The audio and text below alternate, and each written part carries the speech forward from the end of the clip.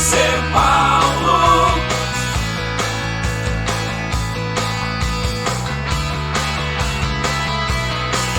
Seria ser Paulo.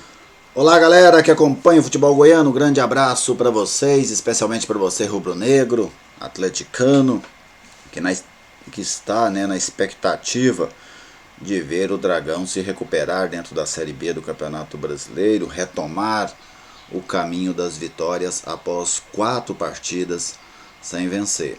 O jogo desta noite contra o Botafogo em Ribeirão Preto marca a estreia do técnico Eduardo Barroca, ele que substitui Wagner Lopes, demitido na semana passada, e tem essa missão de manter o Atlético no G4, né? Esse é um ponto que vale destacar. O Eduardo Barroca não precisa levar o Atlético ao G4. Se ele mantiver o Atlético no G4, ele já vai ter cumprido a sua missão de colocar o time goiano na Série A do Campeonato Brasileiro. Jogo difícil, tratado principalmente pelo Botafogo como um confronto direto, né, porque é uma possibilidade que o time paulista tem de se aproximar muito da equipe rubro-negra, mas o Atlético pode olhar o jogo com outro viés. É a oportunidade de se afastar definitivamente do Botafogo. Antes de a gente entrar especificamente no jogo de hoje, vamos contar um pouquinho da história do jogo. O Atlético tem uma missão hoje, vencer o Botafogo de Ribeirão Preto pela primeira vez na história. As duas equipes realizaram poucos jogos, 5 apenas. São 3 vitórias do Botafogo e 2 empates. O Botafogo marcou 8 gols nesses 5 jogos e o Atlético fez 4. Vamos pegar aqui qual é o desempenho lá em Ribeirão Preto, né, que é onde as duas equipes vão se enfrentar nesta quinta-feira. Apenas uma partida em Ribeirão Preto e essa partida terminou com vitória do Botafogo por 1-0. O primeiro jogo entre os dois adversários de hoje aconteceu em 1965, pelo torneio Delúbio Gomes Machado, aqui no Estádio Olímpico. O Botafogo venceu o Atlético por 3-1. O último confronto, vocês vão se recordar, no primeiro turno desta Série B, lá no Acioli, de virada, o Botafogo também venceu o Atlético por 2-1. Então tomara que hoje o Dragão quebre este tabu e finalmente emplaque a primeira vitória sobre o Botafogo de Ribeirão Preto, porque além de quebrar esse tabu, principalmente para a sua classificação, né, para o seu almejado sonho de chegar à Série A, este resultado é fundamental. Eduardo Barroca inova no Atlético, né, ele já chega inovando, e eu não sei se essa é uma boa estratégia, porque se você observar, eu até fiz um comentário há umas 5 rodadas, que o Atlético não era hora de inventar. Mantivesse a equipe no esquema que vinha dando certo, porque essas invenções poderiam tirar o Atlético do caminho. E aí o Wagner Lopes começou a jogar só com um volante, coisa que ele não fazia antes.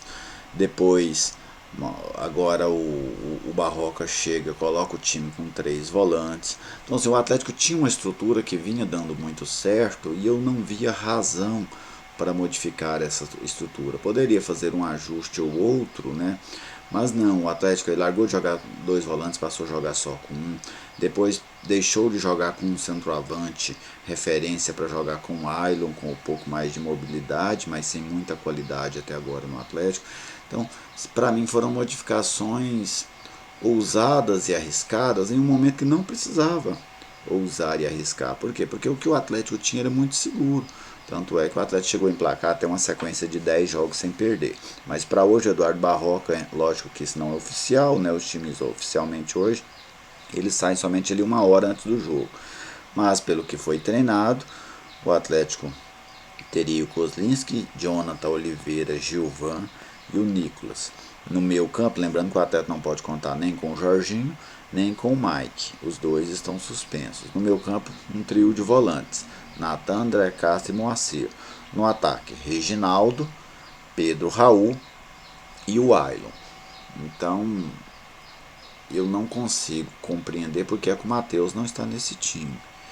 Porque, tudo bem, o Jorginho, estava jogando, então não usou o Matheus, não estava gostando mais de usar o Matheus pelo lado, mas o Barroca chega.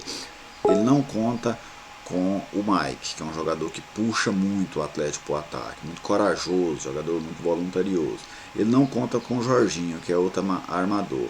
Quem é que vai armar este Atlético? O Reginaldo não tem essa característica, o Ailo não tem essa característica, Pedro Raul não tem essa característica. Os volantes do Atlético, nenhum deles tem esse perfil de armador. Então quem vai armar o Atlético? Por que manter o Matheus fora do jogo? Lógico que é interessante, eu vou esperar o jogo para fazer uma análise mais profunda deste comportamento tático do Atlético e aí eu trago essas informações amanhã para vocês. Mas a princípio eu não gostei dessa escalação do Atlético, mas vamos ver no que vai dar. Do outro lado temos o Botafogo de Emerson Maria. E ele é um Botafogo de características parecidas com o Vila Nova. Por quê? Porque são as características de time do Emerson Maria. É um time que tem dificuldades em propor jogo. E o Botafogo hoje precisa fazer isso diante do Atlético. E este pode ser um trunfo para o Atlético vencer lá em Ribeirão Preto. O Emerson Maria funciona muito bem, os seus times, quando jogam de forma reativa. Porque são times que têm defesas sólidas e tentam sair no contra-ataque. Normalmente não tem muita qualidade no contra-ataque, não é uma função muito bem executada pelos times do Emerson, mas defensivamente sempre tem números bastante positivos. Então o desafio do Botafogo é conseguir manter essa boa marcação que o time normalmente tem, mas conseguir explorar o contra-ataque. Só que hoje ele não tem essa ferramenta, o Atlético não precisa se atirar para cima do Botafogo. O empate não é um resultado espetacular, mas não é um resultado ruim para o Atlético fora de casa, porque o Atlético evita a aproximação desse rival que joga dentro de seus domínios. Então eu vejo um jogo em que o Botafogo vai tentar propor o jogo, mas não vai ser nada ali muito ousado, né? Não vai se atirar com tudo para cima do Atlético, até porque sabe dos perigos que corre. E o Atlético tem essa função. Hoje o Atlético pode esperar o Botafogo e tentar explorar o contra-ataque. Imagino que Jorginho e Mike farão muita falta, porque ofensivamente são os dois principais jogadores do Atlético na competição, mas o time tem que mostrar força de elenco agora. Porque quanto mais você vai prolongando esta sequência sem vitórias, mais o Atlético vai vendo chegar aqueles adversários, e adversários perigosos. Tem um grupo de adversários aí que estão a 4 jogos do Atlético, que são times perigosos em uma reta final. O América Mineiro, acostumado a subir. Você tem o Paraná, que é um time de tradição também no futebol brasileiro. Você tem o próprio Botafogo, que está ali no interior de São Paulo, Confederação Paulista, também tem força.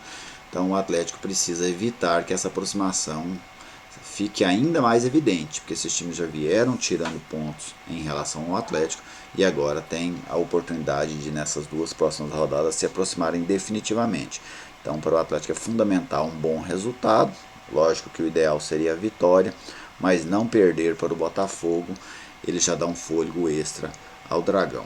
Beleza, gente? Eu vou comentar esse jogo hoje pela Rádio Bandeirantes, convido a vocês a acompanhar na 820 AM. Se você ainda não é inscrito no canal, se inscreva, comente aí à vontade. E um abraço para a galera do Dragão Goiano, site que sempre compartilha aí os vídeos aqui no canal. Um abraço a todos e até a próxima.